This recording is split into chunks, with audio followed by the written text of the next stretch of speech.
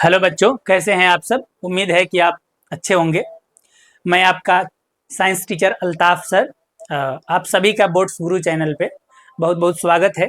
चलिए तो हम आज बात करने वाले हैं 10th क्लास केमिस्ट्री का बेसिक का पार्ट 5। इससे पहले 4 लेक्चर आ चुका है केमिस्ट्री बेसिक का। वैसे हम आपको बता दें कि ये 10th क्लास केमिस्ट्री का बेसिक बोला जा रहा है, लेकिन अगर इस बेसिक के 5 लेक्चर को आप पढ़ेंगे तो ये 5 लेक्चर के बाद मतलब केमिस्ट्री आपको इतना जरूर आने लगेगा कि फिर आप किसी भी क्लास का केमिस्ट्री आप पढ़ेंगे ना तो फिर केमिस्ट्री समझ में आएगा, एकदम पक्का 100% समझ में आएगा। इसमें क्या है ना कि पूरे ये 5 लेक्चर में सबसे इंपॉर्टेंट चीज क्या है ना कि एकदम जीरो लेवल से केमिस्ट्री को लिया गया है। मतलब ऐसे भी बच्चे सीख पाए केमिस्ट्री को जो मतलब कि केमिस्ट्री जानते ही नहीं, मतलब केमिस्ट्री का क तक नहीं जानते हो, केवल हिंदी जानते हो, तो फिर केमिस्ट्री को अगर स्टार्टिंग से first lecture, second lecture, third lecture, fourth lecture और ये 5th लेक्चर, 5 लेक्चर को लाइन बाय लाइन बिना स्किप किए अगर आप देख लेंगे तो फिर केमिस्ट्री आपका बहुत स्मार्ट हो जाएगा। फिर उसके बाद से आप चैप्टर पढ़ेंगे तो फिर धीरे धीरे और जानकारी बढ़ती जाएगी। लेकिन ये 5 लेक्चर बहुत इंपॉर्टेंट है, मतलब कि केमिस्ट्री बेसिक के तौर पे, ताकि आप चैप्टर शुरू करें तो आपको कहीं से किसी प्रकार का कोई प्रॉब्लम नहीं। तो चलिए स्टार्ट करते हैं। ये पार्ट 5 में हम किन किन से कौन कौन से टॉपिक पे बात करेंगे वो क्लियर करते हैं। तो इससे पहले पिछले लेक्चर में एक क्वेश्चन दिए हुए थे, अब पहले उसको चेक कर लेते हैं कि ये क्वेश्चन आपसे बना है या नहीं। अगर कोई ये क्वेश्चन बनाए हैं तो इसका आंसर क्या होगा आप कमेंट बॉक्स में बता दो। क्वेश्चन है कैल्शियम फॉर्मेट का रासायनिक सूत्र लिखें। अब ये कैल्शियम फॉर्मेट का रासायनिक सूत्र मतलब हम पिछले क्लास में आपको बोले थे कि लिख के लाना। अगर कोई लिखा हो तो कमेंट बॉक्स में बताओ कि इसका रासायनिक सूत्र क्या होगा। फिर आगे हम बात करते हैं, उसके बाद आपको बता भी देंगे, अपना मिला भी लेना कि आपका सही है या नहीं। तो इससे पहले हम आपको बता दें कि छोटा सा 2 बात बताए थे आपको कि एक होता है फॉर्मेट आयन। जब तक आप इसका सूत्र लिख सकते हैं कमेंट बॉक्स में। फॉर्मेट आयन, फॉर्मेट आयन के बारे में बताए थे कि ये जो फॉर्मेट आयन है इसका सूत्र होता है HCOO माइनस, मतलब कि ये भी एक ऋण मूलक है। और इसी तरह से एक और हम बताए थे आपको एसीटेट आयन, एसीटेट आयन। अब ये एसीटेट आयन और फॉर्मेट आयन जो है मतलब बाकी धन मूलक और ऋण मूलक में नहीं पढ़ा पाए थे आपको, लेकिन इससे रिलेटेड जो है 10th के चैप्टर में एनसीईआरटी बुक में कई मतलब कि आपको यौगिक मिलेंगे जिसमें ये दोनों आयन उपयोग किए गए हैं। तो एसीटेट आयन का सूत्र होता है CH3COO माइनस चार्ज।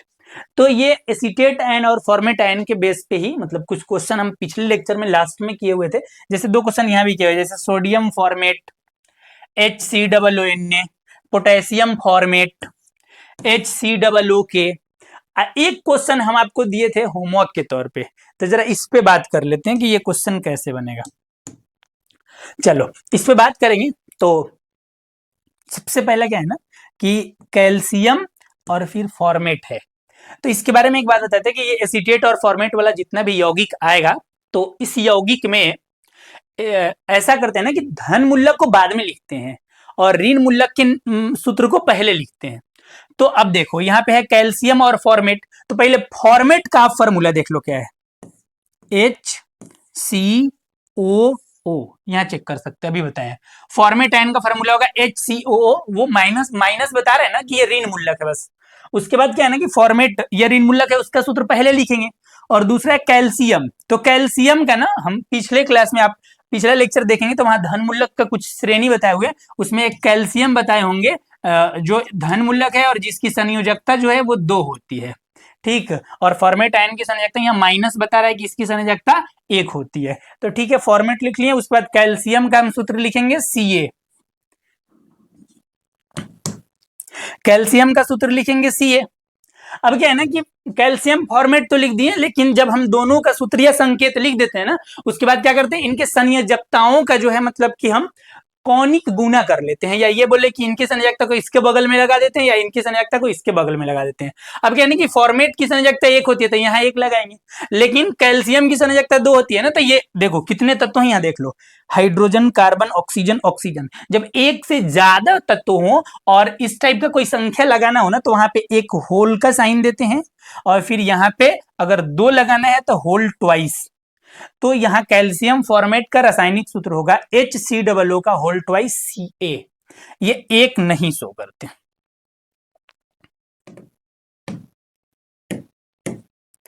ये एक जो है इसको शो नहीं करते, बस यही सूत्र होगा HCOO कैल्शियम फॉर्मेट। ये पिछले क्लास का क्वेश्चन था, जिनका सही है वो कमेंट बॉक्स में लिख लो कि मेरा राइट है या इस टाइप से कुछ भी, और जिनका गलत है वो अगली बार से ध्यान रखेंगे इसका कंसेप्ट क्या है। चलिए आज के लेक्चर में हम जो बात करने वाले हैं उसमें सबसे पहला टॉपिक होगा अणु। वैसे अणु में ना, यहाँ अणु हम पिछले लेक्चर में ही, फर्स्ट लेक्चर में ही अणु पे बात कर चुके हैं। यहाँ पे हमको दो मतलब अणु से रिलेटेड दो दूसरे पॉइंट पे बात करना था। उसमें से पहला पॉइंट था अणु में एक होता है तात्विक अणु और एक होता है यौगिक अणु। अब ये तात्विक अणु और यौगिक अणु का क्या मामला है इसको समझो। जब हम बात करेंगे ना आगे इस चैप्टर मतलब चैप्टर में जब जा करके इन सब टॉपिक को देखेंगे तो ये सब वहां पे आते हैं और एक कंफ्यूजन क्रिएट करते हैं, इसलिए यहाँ जान लेना जरूरी है। यहाँ पे हम आपको ये दोनों नाम के अलावा इनके मतलब कुछ यहाँ पे डिफिनेशंस लिखे हुए हैं, इसके अलावा और भी कुछ बात आपको बताएंगे जो काफी इंपॉर्टेंट है चैप्टर को समझने के लिए। अब क्या है ना कि यौगिक क्या होता है, पहले सॉरी अणु क्या होता है इसको समझ लो। तो अणु का मतलब हम आपको बताए थे कि परमाणुओं मतलब कई परमाणु जब मिलते हैं ना तो फिर अणु का निर्माण करते हैं। इस तरह का देखिए परमाणु मिलकर अणु बनाते हैं। और एक बात है मतलब कि बताया जाता है कि जो अणु है ना मतलब ये स्वतंत्र होते हैं, अणु स्वतंत्र होते हैं जो परमाणुओं से मिलकर बने होते हैं। परमाणु मिलते हैं तो अणु बनता है और ये अणु स्वतंत्र होते हैं जो किससे मिलकर बने होते हैं, परमाणुओं से मिलकर बने होते हैं। और ये अणु परमाणु जो है दोनों में एक छोटा सा रिलेशन आपको बताते हैं कि दोनों जो है ना कण है, मतलब कि किसी भी पदार्थ का सबसे सूक्ष्मतम कण जो है उसको परमाणु कहा गया। और उससे थोड़ा सा बड़ा मान लीजिए मतलब कि जैसे एग्जाम्पल पे समझेंगे, जैसे घर है, घर का सबसे छोटा पार्ट आप बोलेंगे तो ईंट होगा, और ये घर का ही पार्ट है ना, लेकिन ईंट मिल करके क्या बनता है, दीवार बनता है। तो दीवार भी किसका पार्ट है, इसी घर का पार्ट है, और ईंट भी किसका पार्ट है, इसी घर का पार्ट है। तो इसमें सबसे छोटा पार्ट कौन है, तो वो ईंट है, जिसको आप घर का फंडामेंटल यूनिट आधारभूत इकाई कह सकते हैं। तो उसी तरह से पदार्थ जो है उसका सबसे छोटा फंडामेंटल यूनिट जो है वो परमाणु है। लेकिन जब परमाणु मिलता है तो पहले किसका निर्माण करता है, अणु का। उसी तरह से घर का जैसे छोटा पार्ट ईंट था, ईंट मिलकर के दीवार बनाया, फिर दीवार मिलकर के कमरा तैयार होता है, और कमरा जब कई कमरा मिलता है तो उसको आप घर कह सकते हैं। उसी तरह से सबसे पहले परमाणु मिलता है तो अणु बनता है, और अणु मिलकर के किसी पदार्थ का निर्माण होता है, बहुत सारे अणु मिलते हैं। तो ठीक, उम्मीद है कि इतना बात आपको समझ में आया होगा। अणु पे बात कर रहे थे। अब ये अणु के बारे में क्या है ना मतलब कि अणु का प्रकार, तो एक क्या है कि परमाणुओं की संख्या के आधार पर होता है, मतलब एक परमाणविक अणु, द्विपरमाणविक अणु, त्रिपरमाणविक अणु, बहुपरमाणविक अणु। तो खैर वहां पे अभी हम नहीं बात कर रहे हैं, यहाँ बात कर रहे हैं तात्विक अणु और यौगिक अणु पे। अब ये क्या होते हैं इसको जरा समझेंगे।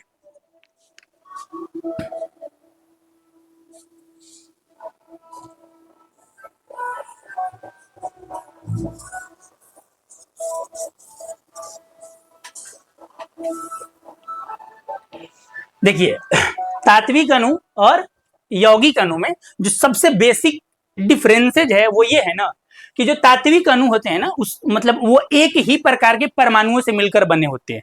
एग्जाम्पल के लिए जैसे कि हाइड्रोजन के जब दो परमाणु, हाइड्रोजन दोनों परमाणु किसके हैं, हाइड्रोजन के हैं। जब हाइड्रोजन के दो परमाणु मिलते हैं तो हाइड्रोजन के अणु का निर्माण करते हैं जिसको H2 कहते हैं।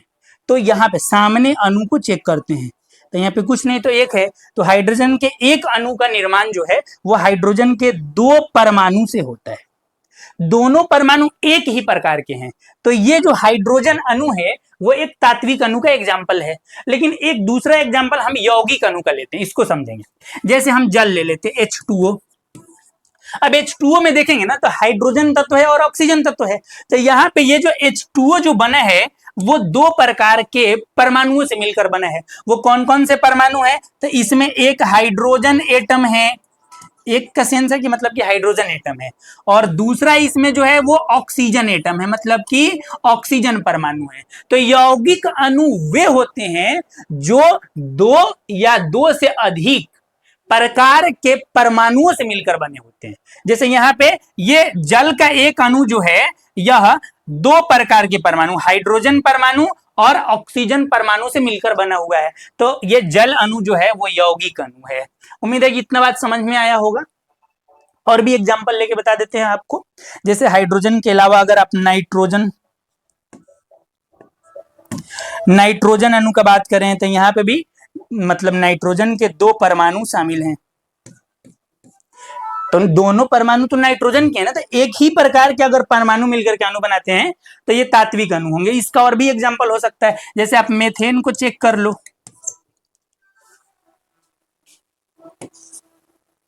अब मेथेन में आप देखेंगे ना तो इसमें दो प्रकार के परमाणु हैं। वो कौन कौन से हैं? तो एक तो कार्बन एटम है, और इसके अलावा दूसरा इसमें कौन सा है?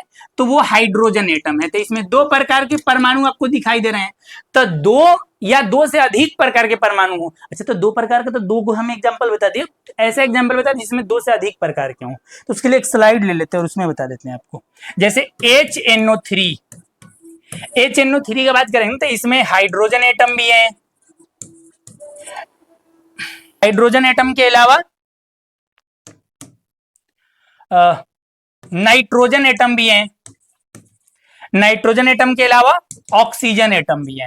तो यहाँ पे HNO3 के जो एक अणु का निर्माण हुआ है वो हाइड्रोजन परमाणु, नाइट्रोजन परमाणु और ऑक्सीजन परमाणु, तीन प्रकार के परमाणुओं से मिलकर के हुआ है ना। तो ये भी एक यौगिक अणु है। तो उम्मीद है कि आपको यौगिक अणु और तात्विक अणु समझ में आ गया होगा। अब हम कुछ यहाँ पे लिख रहे हैं एग्जाम्पल, जिसमें आपको बताना है कि कौन से अणु जो है वो तात्विक अणु है और कौन से अणु जो है वो यौगिक अणु है। जैसे देखिएगा, पक्का समझ में आ गया है ना? कोई दिक्कत नहीं है? अगर दिक्कत नहीं है तो कमेंट करके बताओ, नो प्रॉब्लम। चलिए आगे बात कर रहे थे। हम क्वेश्चन आपको दे रहे हैं जिसको आप बताइए इसमें कि कौन तात्विक अणु है और कौन यौगिक अणु है। जैसे पहला है H2SO4। आप यहां सामने बताओ कि ये कौन से अणु है।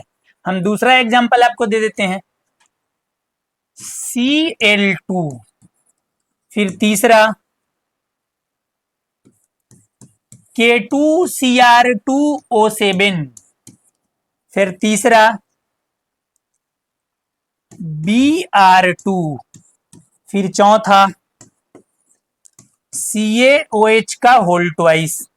आपको इसमें क्या बताना है ना कि कौन से तात्विक अणु है और कौन से यौगिक अणु है। आपको हम 1 मिनट का समय देते हैं, उसमें आप इसको जल्दी से बताओ कमेंट बॉक्स में।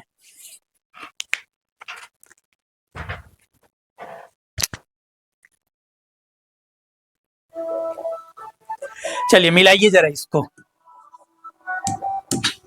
इसमें क्या है ना, सबसे पहला H2SO4। तो हम पिछले स्लाइड में आपको कंसेप्ट बताए हैं कि अच्छा डिफिनेशन भी जरा देख लो उसके बाद। जैसे तात्विक अणु का डिफिनेशन क्या है कि एक ही प्रकार के परमाणुओं से बने अणु को तात्विक अणु कहते हैं। उसी तरह से अगर यौगिक अणु का अगर बात करेंगे तो इसका डिफिनेशन है दो या दो से अधिक प्रकार के परमाणुओं से मिलकर बने अणु को यौगिक अणु कहते हैं। यौगिक अणु कहते हैं। यहाँ बाय मिस्टेक जो है वो तात्विक लिखा गया, यहाँ पे यौगिक होगा। यौगिक अणु कहते हैं। तब क्या है ना कि जब अनेक प्रकार के परमाणु अगर एक ही अणु में शामिल हो तो वो यौगिक अणु है, और एक ही प्रकार के अगर परमाणु शामिल हो तो वो फिर तात्विक अणु है। तो फिर यहाँ पे आते हैं जिस स्लाइड में क्वेश्चन दिए थे, H2SO4। इसमें हाइड्रोजन एटम है, सल्फर एटम है, हाइड्रोजन एटम, सल्फर एटम और ऑक्सीजन एटम। तो इसका मतलब ये यौगिक अणु है। तो इसके सामने हम ये लिख सकते हैं कि यह यौगिक अणु है। उम्मीद है कि आपको पूरा पूरा समझ में आ रहा होगा। फिर उसके बाद दूसरा है Cl2। Cl2 का मतलब कि यहाँ पे दो क्लोराइड अणु, सॉरी क्लोरीन अणु है। मतलब कि ये अगर नाम इसका पड़ेगा तो इसका नाम होगा तात्विक अणु। फिर आगे बात करेंगे, तीसरा है K2Cr2O7। पोटेशियम परमाणु, क्रोमियम परमाणु और ऑक्सीजन परमाणु, तीन प्रकार के परमाणु मिलकर के इसके अणु का निर्माण कर रहे हैं। तो ये यौगिक अणु है, और ये भी आपको बेहतर तरीका से समझ में आ रहा होगा। फिर अगला एक क्वेश्चन है Br2। Br2 में फिर Br है और एक और Br है, दो Br समान परमाणु है, तो इसका अगर बात करेंगे तो ये भी तात्विक अणु होगा। फिर उसके बाद एक और एग्जांपल है CaOH का होल ट्वाइस। Ca मतलब कि कैल्शियम, O का मतलब ऑक्सीजन, H का मतलब हाइड्रोजन, तो इसमें भी 3 प्रकार के अणु हैं, तो ये भी यौगिक अणु हैं। चलो यहां तक क्लियर है, किसी को किसी प्रकार का कोई प्रॉब्लम नहीं है, तो फिर हम आगे बढ़ते हैं। अगर यहां तक क्लियर है तो आप एक बार अपने कमेंट बॉक्स में #मक्खन लिख दो।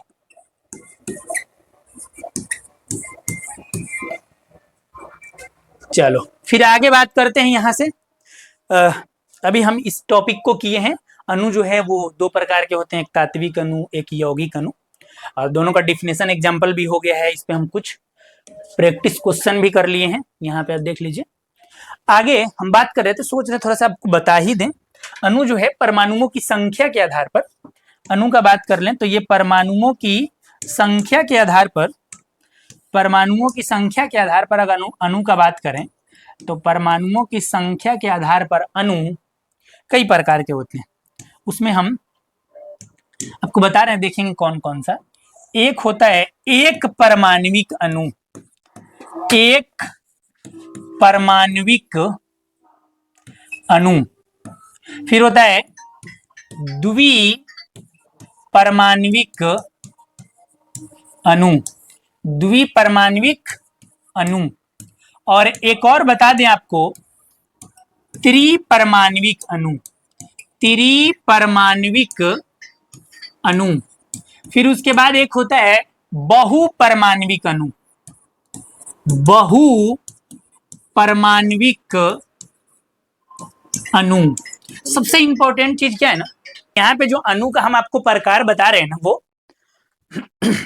परमाणुओं की संख्या के आधार पे, कि परमाणुओं की संख्या के आधार पे कि एक अणु कितने परमाणुओं से मिलकर बने हैं, उसी बेस पे हम आपको बता रहे हैं यहाँ पे अणु का प्रकार। तो जो ये एक परमाणविक अणु है ना, ये एक परमाणविक जो अणु है, इसका मतलब है कि ये ऐसा अणु है ना कि एक ही परमाणु से बने हैं।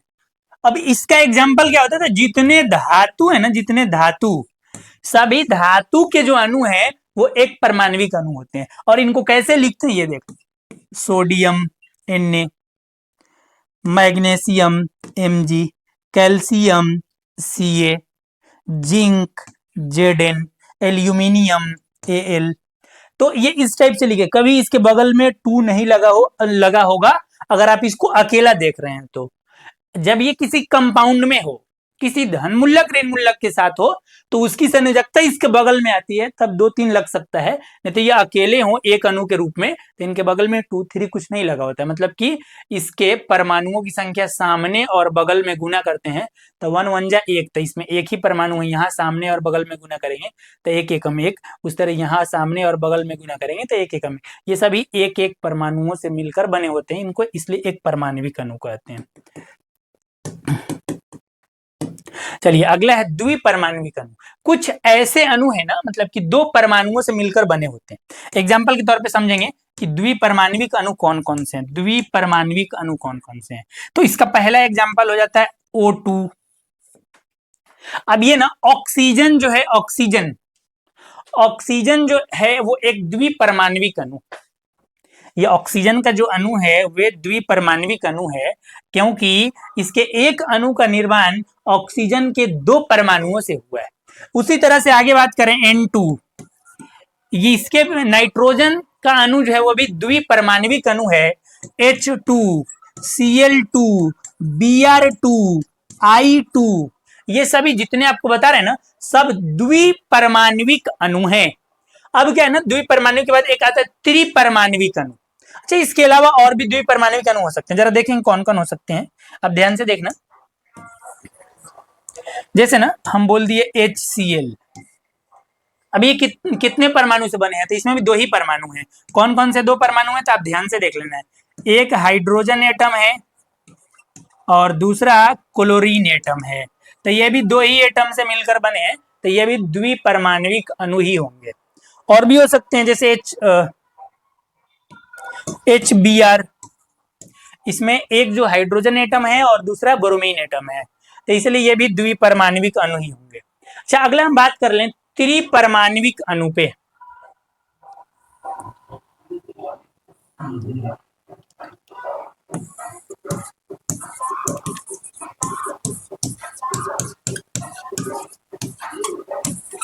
तो त्रिपरमाणविक अणु पे अगर हम बात करेंगे तो त्रिपरमाणविक अणु का एग्जाम्पल होगा, सबसे पहला और सबसे अच्छा एग्जाम्पल जो होता है वो ओजोन होता है।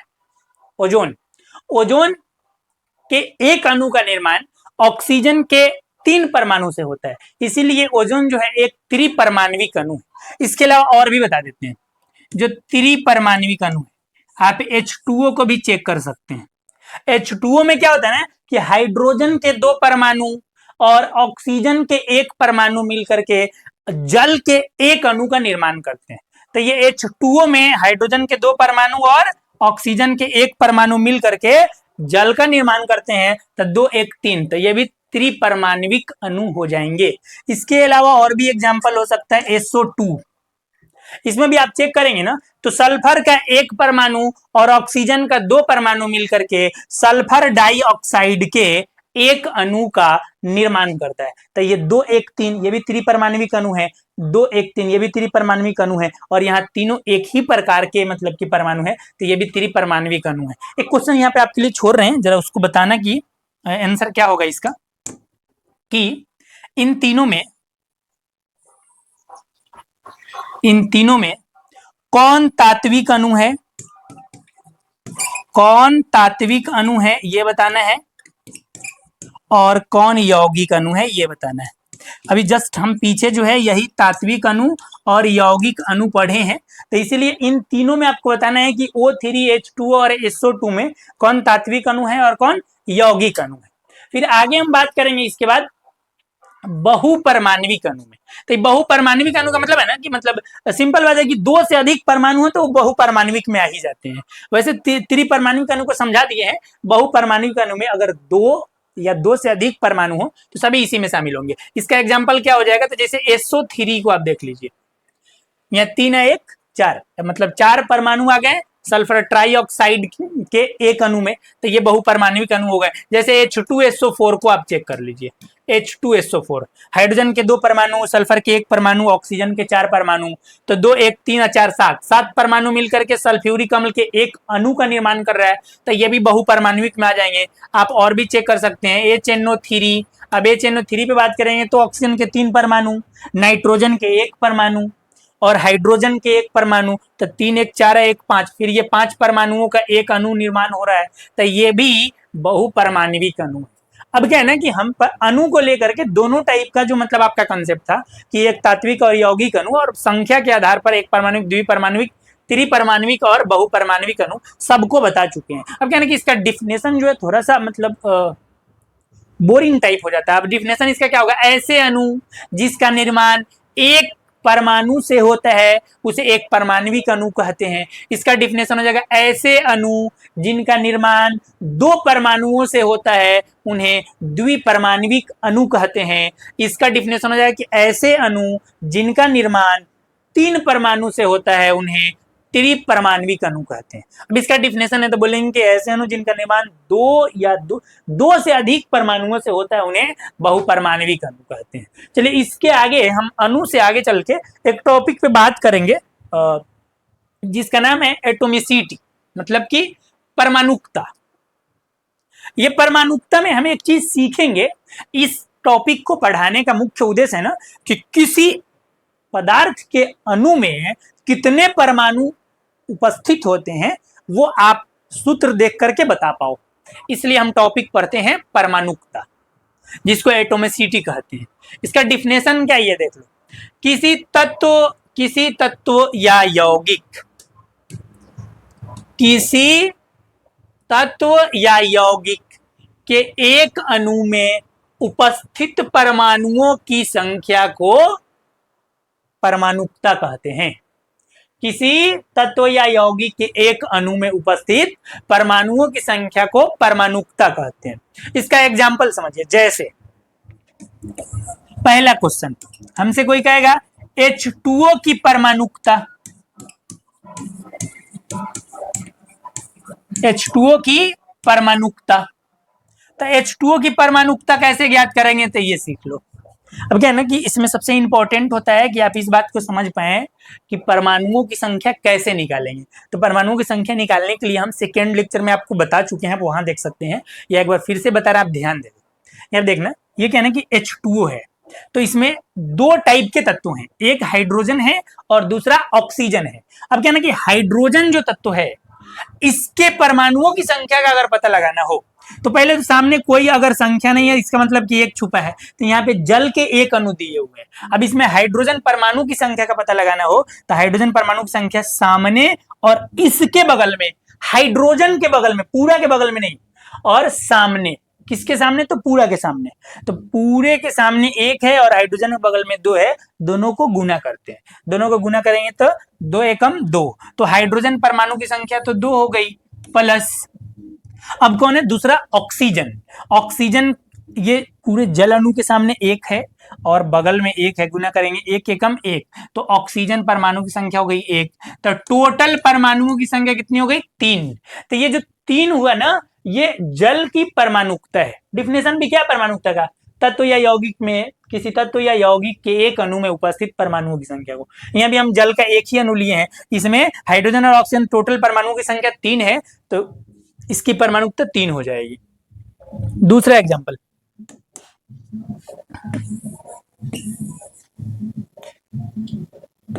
C6H12O6, जिसको ग्लूकोज भी कहते हैं। अगर इसकी परमाणुकता हमको ज्ञात करना हो, इसकी परमाणुकता अगर हमको ज्ञात करना हो तो इसकी परमाणुकता कैसे निकालेंगे, सेम तरीका है, सामने एक अणु में ही चेक करना है। पहले ये चेक कर लो,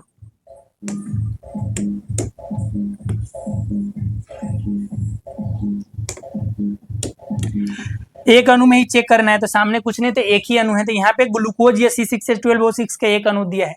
अगर परमाणुकता ज्ञात करना है तो सबसे पहले देख लो कौन कौन से तत्व हैं, तो यहाँ पे एक तत्व है कार्बन, दूसरा हाइड्रोजन और तीसरा ऑक्सीजन, तो 3 प्रकार के तत्व हैं। अब क्या है ना कि सबके परमाणु की संख्या कितनी है, तो यहाँ पे देख लो, पहले कार्बन, हम बोले कि परमाणु की संख्या, किसी भी तत्व के परमाणु की संख्या किसी भी यौगिक में कैसे निकालेंगे, तो उसका तरीका है कि सामने जितना अणु दिया है और बगल में जितनी संख्या दी है, दोनों को गुना करो। तो अगर कार्बन परमाणु की संख्या चेक करना हो तो 6 एकम 6, प्लस फिर दूसरा किसका, हाइड्रोजन, सब सामने तो एक ही है, बगल में 12 दिया, तो 12 एकम 12, प्लस फिर ऑक्सीजन, ऑक्सीजन टोटल के सामने एक है और इसके बगल में 6 है, तो फिर 6 एकम 6, तो टोटल यहाँ पे परमाणुओं की संख्या आ जाएगा 12 6 18 6 24, मतलब कि 24। तो ग्लूकोज जो है इसकी परमाणुकता कितनी होगी, 24 होगी। चलो इस तरह से आप भी बना लेंगे। चलो आपको एक क्वेश्चन देते हैं, जरा बना करके दिखाओ। आपके लिए एक क्वेश्चन है, चीनी की परमाणुकता, चीनी की परमाणुकता बराबर वाट, ये आपके लिए क्वेश्चन है। अब क्या है ना कि इसमें आपको सबसे बड़ा जो प्रॉब्लम आएगा, जो बच्चे केवल इसी वीडियो को देख रहे हैं, तो कि चीनी का फार्मूला क्या होगा। तो चीनी का फार्मूला जो है, हम इससे पहले वाला जो वीडियो है पार्ट 4, उसमें हम आपको चीनी का फार्मूला से लेकर के जितने भी इंपॉर्टेंट यौगिक हैं जो 10th क्लास के एनसीईआरटी केमिस्ट्री में आने वाले हैं, उन सभी का नाम और सूत्र जो है स्पेशली जो है लाइन बाय लाइन बता चुके हैं। आप एक बार पीछे वाला वीडियो देखिए तो चीनी से लेकर के और साबुन तक सबका सूत्र आपको आ जाएगा, याद हो जाएगा। चलो आपके थोड़ा सा सुविधा के लिए हम इसका सूत्र बता देते हैं। चीनी का सूत्र होता है C12H22O11, ये चीनी का फार्मूला है। अब इसको देख करके इसकी परमाणुकता ज्ञात करें। आपको टाइम देते 1 मिनट।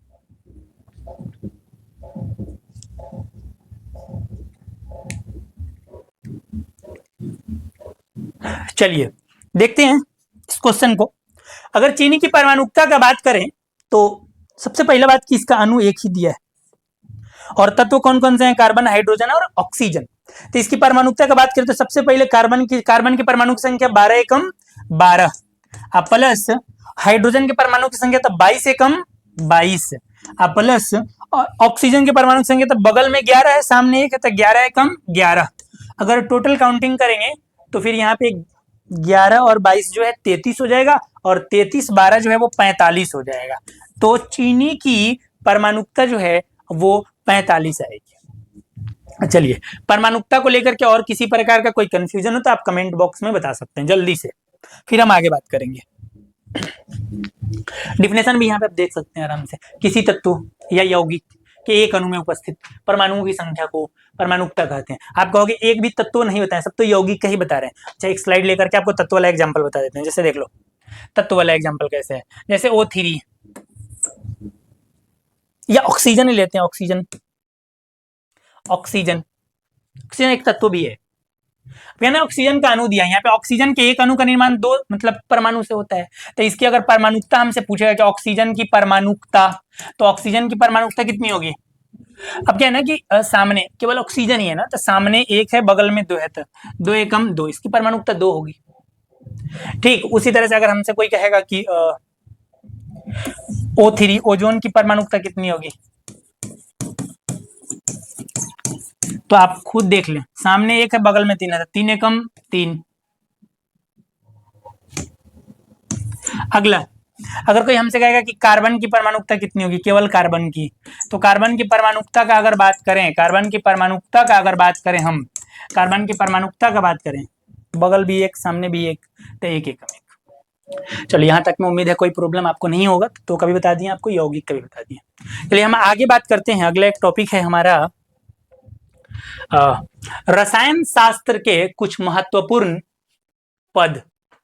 मतलब यहाँ पे बेसिक में छूटे हुए जो भी छोटे छोटे पद हैं उन पे बात करेंगे। ये ऐसे टर्म है ना जो मतलब कि एनसीईआरटी 10th क्लास के केमिस्ट्री में कहीं ना कहीं आए हुए हैं, जिनका मतलब हमको इसलिए पता होना चाहिए ताकि वहां पे अगर किसी टॉपिक को हम कर रहे हो तो ये छोटा छोटा जो शब्द है वो समस्या नहीं बने। तो सबसे पहला इसमें शब्द है द्रव्यमान, जिसको हम मास कहते हैं। अब ये द्रव्यमान या मास क्या होता है, तो हम क्या है ना कि डिफिनेशन को बाद में बात कर लेते हैं। यहीं पे देख लो, लिखा है द्रव्यमान, द्रव्य प्लस मान।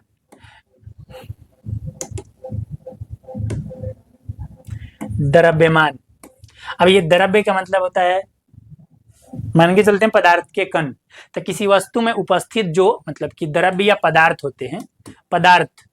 और मान का मतलब होता है उसकी मात्रा, पदार्थ की मात्रा। तो द्रव्यमान का मतलब होता है पदार्थ की मात्रा। इसी से इसका डिफिनेशन है किसी वस्तु में उपस्थित, द्रव्यमान का डिफिनेशन है किसी वस्तु में उपस्थित पदार्थ की मात्रा को उस वस्तु का द्रव्यमान कहते हैं। इसका जो मात्रक होता है वो किलोग्राम, जिसको केजी से सूचित करते हैं, या छोटा मात्रक ग्राम, जिसको जी से सूचित करते हैं, होता है। चलिए आगे, इसके बाद दूसरा एक छोटा सा पॉइंट है, वो है आयतन, जिसको वॉल्यूम कहते हैं। अच्छा, मास को ना मतलब हम एम से सूचित करते हैं, थोड़ा इसको भी याद रखेंगे। बहुत सारा काम है नहीं वैसे, लेकिन फिर भी याद रखेंगे। इसको एम से सूचित करते हैं। उसी तरह से वॉल्यूम का बात करेंगे तो इसको भी से सूचित करते हैं। अब ये आयतन क्या होता है, तो आयतन के बारे में मेरी अपनी समझ है, मतलब कि सब कुछ से हटके एकदम जनरल भाषा में आपको बताएं तो आयतन का मतलब होता है कि किसी भी वस्तु द्वारा मतलब कि छेका गया या घेरा गया स्थान, वो उसका आयतन है। वो भी कैसे घेरा गया स्थान, तो हम क्या समझ लेते हैं, आप ध्यान से बात को सुनना। जैसे एग्जाम्पल के लिए ये बोतल अगर ले रहे हैं, तो अगर यहाँ पे रख रहे हैं ना, तो हमको लगता है ना कि वो ये जो बोतल है ये हमारे हाथ का इतना छोटा सा जगह घेरे हुआ है। ये हमारी गलत फहमी है। ये जो बोतल है मतलब कि जब इसको हम स्पेस में रख दिए ना, तो यहाँ से लेकर के यहाँ तक जितना स्थान घेरे हुआ है, मतलब 3D में, त्रिविम में जितना स्थान घेरे हुआ है वो इसका आयतन है। या उसी घेरे हुए स्थान का जो मान होगा, माप होगा ना, उसको आयतन बोलेंगे। ये रखने के बाद हाथ का जो छोटा सा भाग घेरा, ये इसका आयतन नहीं है। इस पदार्थ का या इस वस्तु का आयतन का मतलब है कि यहां से लेकर के यहां तक और इधर से लेकर के यहां तक जितना स्पेस ये घेरे हुआ है, उसका मान या वो इसका आयतन है। तो आप आयतन का डिफिनेशन भी देख लें, इसी प्रकार का होगा। किसी पदार्थ द्वारा घेरे गए त्रिविमीय स्थान, त्रिविमीय का स्थान का मतलब क्या बताएं कि चारों तरफ से जितना स्थान घेरे हुआ है, स्थान की मात्रा को आयतन कहते हैं या उस पदार्थ का आयतन कहते हैं। अब क्या है ना कि इसके अगर मात्रक का बात करें तो इसका मात्रक होता है मीटर क्यूब, या एक दूसरा मात्रक होता है सेंटीमीटर क्यूब। और भी एक कंसेप्ट छुपा हुआ है, इसको मतलब बहुत ध्यान से देख लो। ये जो मीटर क्यूब या सेंटीमीटर क्यूब है ना, ये किसी ठोस पदार्थ के आयतन का मात्रक है। ठोस पदार्थ के आयतन जो होते हैं, ठोस पदार्थ के आयतन, उनके मात्रक को हम जनरली मीटर क्यूब या सेंटीमीटर क्यूब में व्यक्त करते हैं। और कोई द्रव पदार्थ है, अगर उसके आयतन को शो करना हो तो या तो हम ml में या लीटर में, मतलब कि मिलीलीटर में या लीटर में व्यक्त करते हैं। ये मिलीलीटर और लीटर भी किसका मात्रक है? तो इसी आयतन का मात्रक है। फिर से आप ध्यान से सुन लो हम क्या बता रहे हैं। मिलीलीटर और लीटर भी इसी आयतन का मात्रक है, और मीटर क्यूब और सेंटीमीटर क्यूब भी इसी आयतन का मात्रक है। अवस्था चेंज, अगर ठोस अवस्था का अगर मात्रक अगर चेक कर रहे हैं तो मीटर या सेंटीमीटर क्यूब में होगा, अगर द्रव अवस्था का मात्रक चेक कर रहे हैं तो मिलीलीटर और लीटर में होगा।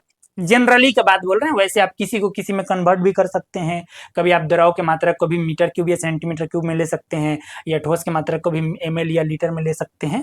लेकिन सामान्यतः बात बताएं कि इतने मात्रक क्यों यूज होंगे, वो बात बता रहे थे। चलिए ठीक है, हम आगे बात करते हैं इससे। उम्मीद है कि ये द्रव्यमान और आयतन क्लियर हो गया होगा। एक तीसरा पॉइंट है जो द्रव्यमान और आयतन से मतलब कि काफी कनेक्टेड है, उसका नाम है घनत्व।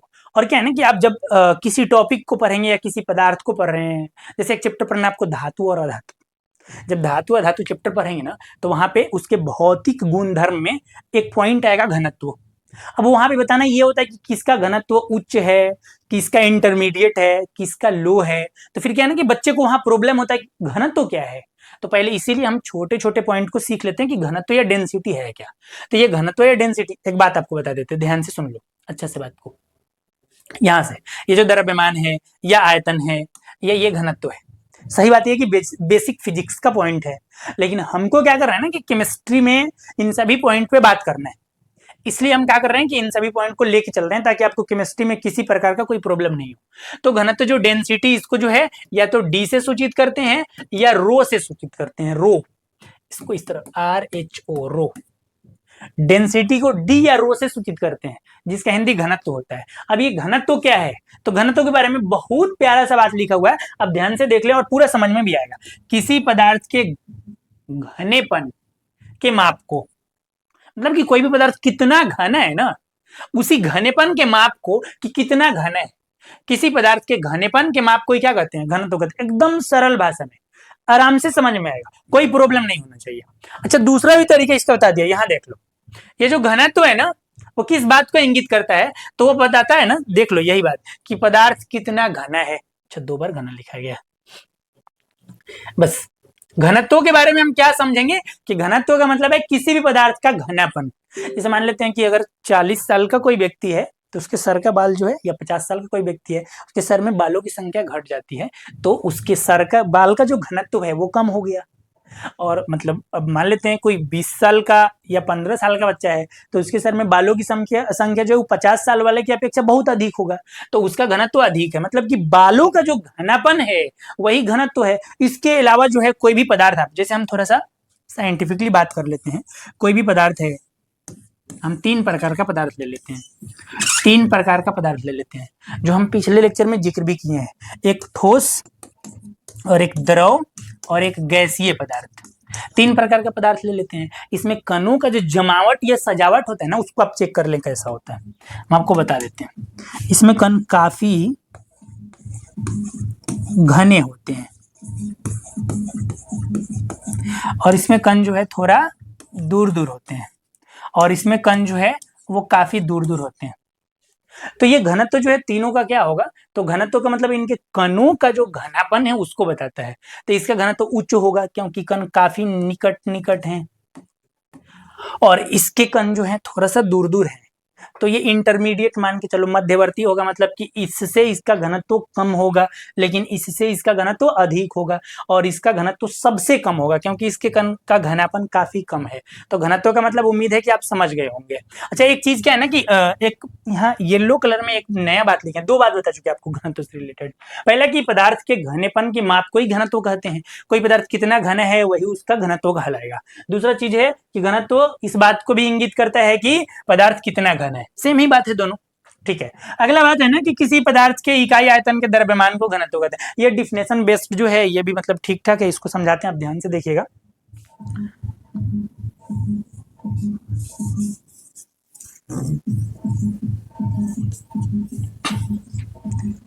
चलिए देखिएगा, यहाँ पे क्या है ना कि किसी पदार्थ के इकाई आयतन के द्रव्यमान को घनत्व कहते हैं, तो इसका फार्मूला हो जाता है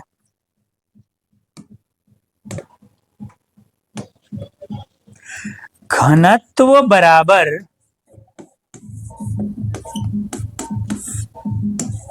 द्रव्यमान बटा आयतन। ये घनत्व का फार्मूला है कि घनत्व बराबर द्रव्यमान बटा आयतन। अब क्या है ना कि इसमें ये बता रहा है, आप इसको अगर कंसेप्चुअली समझेंगे तो ये बता रहा है कि यहाँ पे कितना आयतन है, तो एक आयतन। तो एक आयतन में जो द्रव्यमान होगा, अच्छा द्रव्यमान का इसीलिए हम पहले ही द्रव्यमान को क्लियर करके आए कि द्रव्यमान का मतलब क्या है, कि द्रव्यमान का मतलब है कि पदार्थ की मात्रा।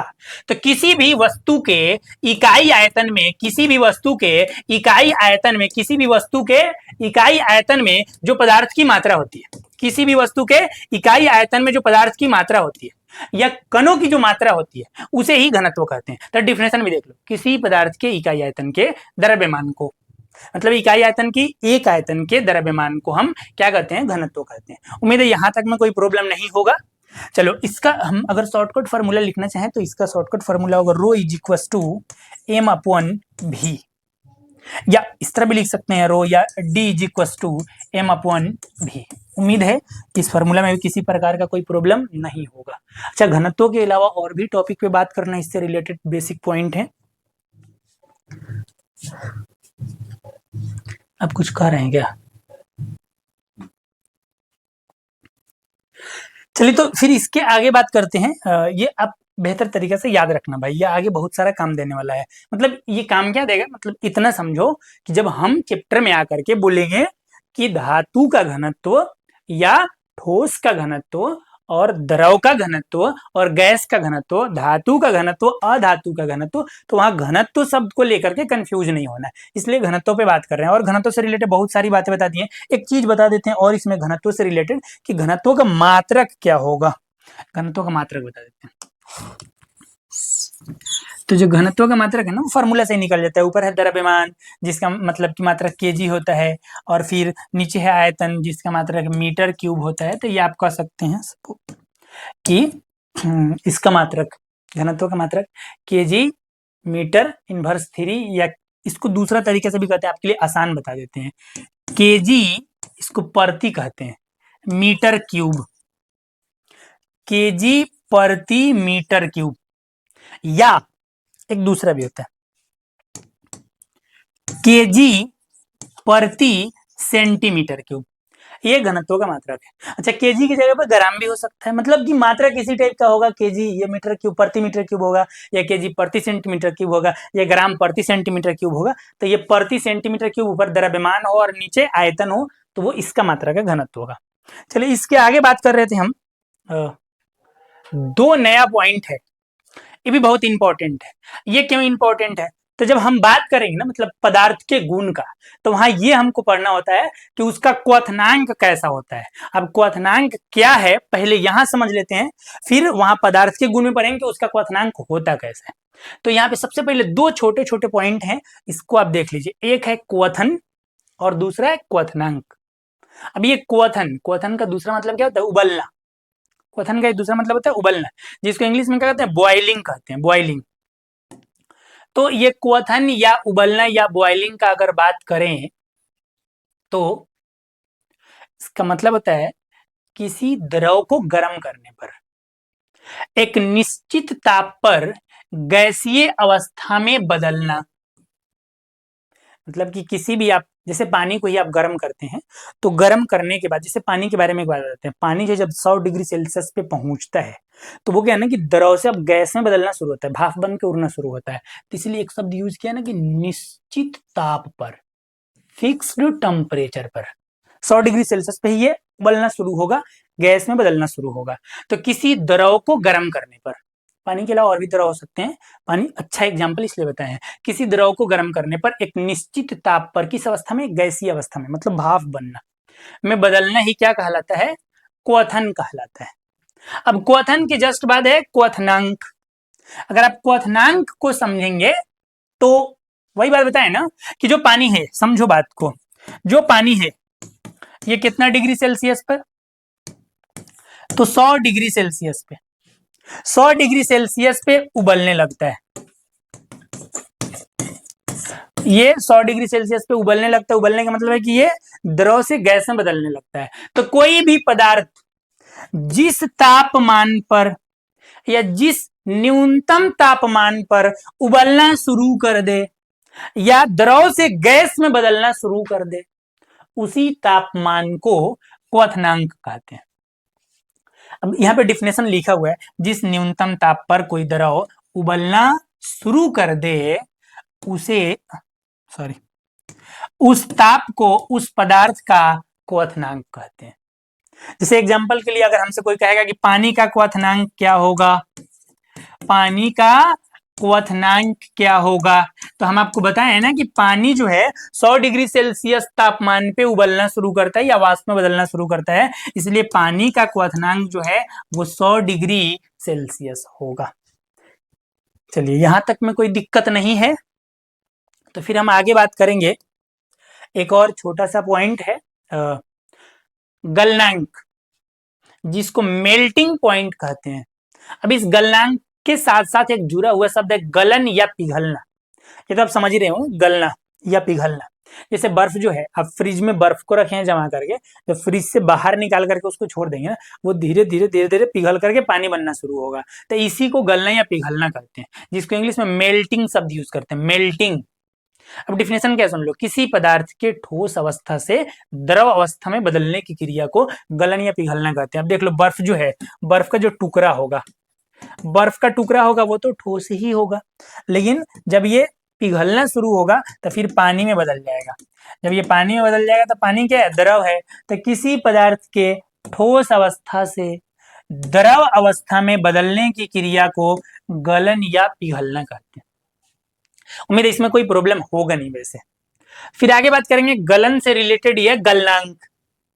अब क्या है ना कि पानी के बारे में एक बात बताएं कि पानी जो है कितना डिग्री सेल्सियस पे या किस टेम्परेचर पे गलना शुरू करता है। तो हम आपको बता दें कि 0 डिग्री सेल्सियस पे, 0 डिग्री सेल्सियस पर पानी जो है वो गलना शुरू करता है या पिघलना शुरू करता है, 0 डिग्री सेल्सियस। तो फिर ये जो टेम्परेचर है, तापमान है, जिस तापमान पर कोई ठोस द्रव में बदलना शुरू कर दे या पिघलना शुरू कर दे। अच्छा ये क्या है ना, सुन लो ध्यान से, यहां में हम बताएं आपको कि बर्फ, बर्फ पहले था बर्फ, वो 0 डिग्री सेल्सियस पर किस में बदलना शुरू होगा, पानी में। तो बर्फ जो है पिघलना शुरू करता है कितने डिग्री पे, 0 डिग्री पे। तो कोई भी ठोस पदार्थ जिस न्यूनतम ताप पर द्रव में बदलना शुरू कर दे या पिघलना शुरू कर दे या गलना शुरू कर दे, उस न्यूनतम ताप को गलनांक कहते हैं। बाकी अब डिफिनेशन देख लें। यहां डिफिनेशन है, जिस न्यूनतम ताप पर कोई ठोस द्रव में बदलने लगता है उस ताप को उस पदार्थ का गलनांक कहते हैं। तो हम आपसे पूछें कि इस बर्फ का गलनांक कितना होगा, तो अगर हमसे कोई कहेगा कि बर्फ का गलनांक, पानी का गलनांक होगा क्या, पानी का गलनांक नहीं होगा।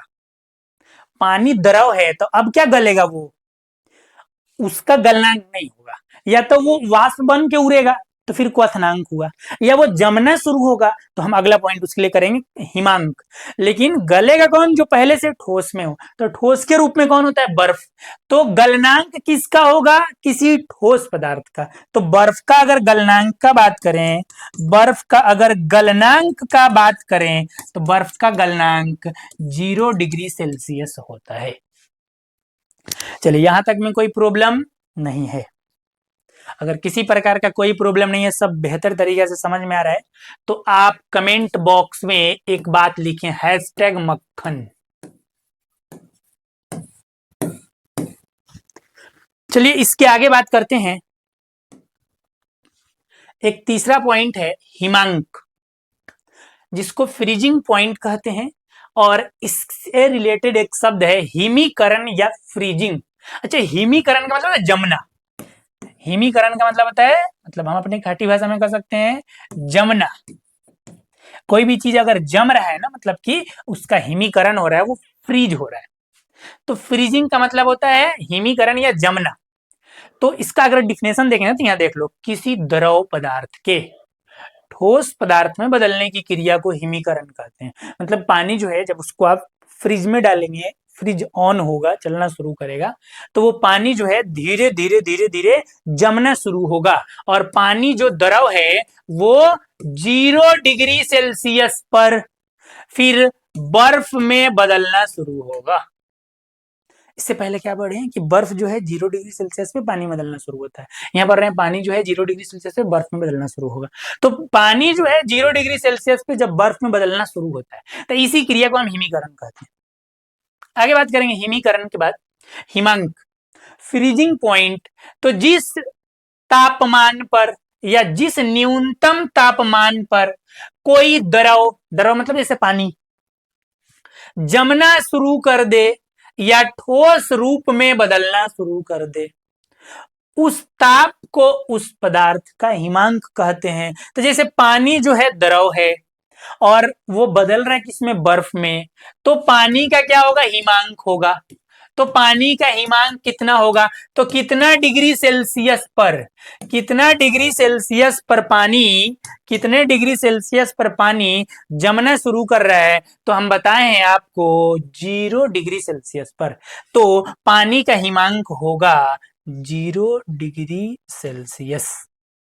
चलिए, यहां तक में कोई प्रॉब्लम नहीं है। अगर यहां तक कोई प्रॉब्लम नहीं है तो फिर हम आगे बात करेंगे।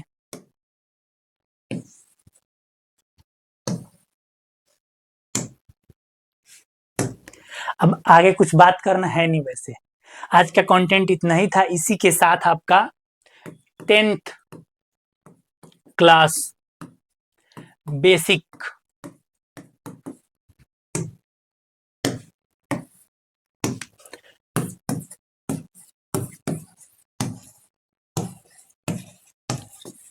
द एंड हुआ। इस पूरे बेसिक को, बेसिक का टोटल 5 लेक्चर है। आप केमिस्ट्री के 5 लेक्चर को आप देखेंगे बेसिक के, तो फिर आपको केमिस्ट्री में किसी भी प्रकार का कोई प्रॉब्लम नहीं होगा। फिर प्रॉब्लम हुआ तो फिर आप लास्ट वाले वीडियो के कमेंट में डाल के जाएंगे कि ये प्रॉब्लम है, उससे रिलेटेड अगर कोई भी बात होगा तो हम उसके लिए स्पेशल वीडियो बना करके आपकी प्रॉब्लम का सोल्यूशन करेंगे। ठीक है, तो आप सभी का बहुत बहुत धन्यवाद जुड़े रहने के लिए। आज क्लास यहीं तक, फिर अगले लेक्चर में हम 10th केमिस्ट्री का पहला चैप्टर, जिसका नाम है रासायनिक अभिक्रियाएं एवं समीकरण, केमिकल रिएक्शंस एंड इक्वेशन, उसको लेकर के आते हैं। और यहाँ से हमारा होगा एक धमाकेदार शुरुआत, और हमारा टारगेट होगा इस बार बिहार टॉपर।